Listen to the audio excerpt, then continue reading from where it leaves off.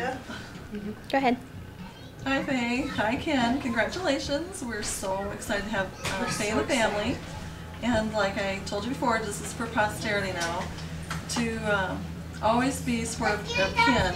Every time he tells a good joke, every time he tells a joke, any joke, just laugh. And people either think that he told a good joke or he's got a really good wife.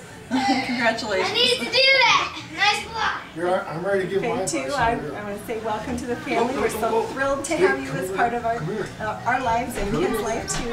And just like my grandpa told me at our wedding, just to always make up before you go to bed. Don't go to bed angry, and that's served us well over the years, even though it's been grudging kind of, you know, makeup, kiss and makeup at times. Or really late nights. Or really late nights, yeah.